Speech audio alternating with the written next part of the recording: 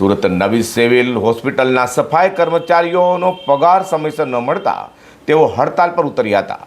સાથે I card આપવામાં આવે તેવી માંગ પણ સફાઈ કર્મચારીઓ દ્વારા કરાઈ છે. સુરત નવી સિવિલ હોસ્પિટલમાં એક તરફ ડોક્ટરો દ્વારા હડતાલ પડાઈ હતી તો બીજી તરફ સફાઈની જવાબદારી જેના માથે છે તે સફાઈ કર્મચારીઓ સમયસર પગાર ન મળતા હડતાલ પર ઉતરી ગયા હતા.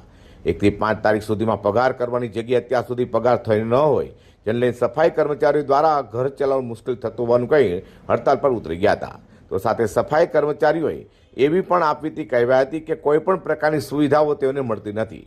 આઈ કાર્ડ પણ અપાતો નથી, જેથી કોઈ ચોર સફાઈ કર્મચારી બની ચોરી કરી જાય તો સફાઈ કર્મચારીઓનું નામ ખરાબ થાય છે તેમ કહ્યું હતું. મારું નામ કલ્પના સંજય પાટીલ છે. બહુ ઘણા વર્ષોથી મેં જોબ કરું છું અહીંયા.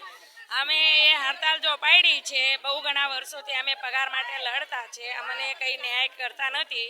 અને એ વાત અમને 50 પેશન્ટમાં 3 જ માવસી હોય, 3 માવસી કેવી રીતે સેલરી કરશે, આ કામ કરશે? પછી અમને હર બાબતમાં ટોર્ચર છે.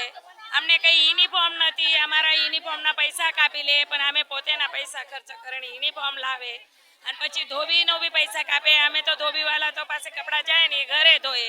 અમને કંઈ ફેસિલિટી નથી.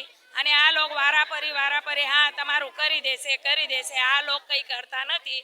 અને પછી તહેવાર જો આવે, કેમ ગવર્મેન્ટવાળા 1000 લાખ રૂપિયા પગારવાળાને રજા છે, અમે કોન્ટ્રાક્ટમાં છે, એનું મતલબ એવું નથી.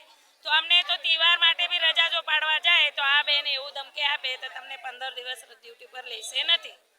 બધાને અમારી માંગણી એ જ છે, અમારું પગાર જો જાહેર થયેલું છે એ પગાર અમને આપવું જોઈએ.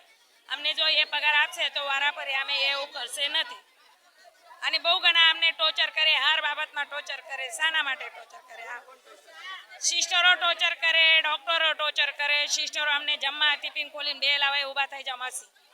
અને આ લોકો પાસે અમારું ઊંધી સિંધી કમ્પ્લેટ આવે તો અમને નોકરીથી કાઢવાની ધમકી આપે. આ સુપરવાઇઝર પૂજાબેન. હાલ તો સફાઈ કર્મચારીઓ દ્વારા પગાર સમયસર આપવાની માંગ સાથે હડતાલ પાડતી ઉગ્ર રજૂઆત કરવામાં આવી હતી. Bureau report GTN news.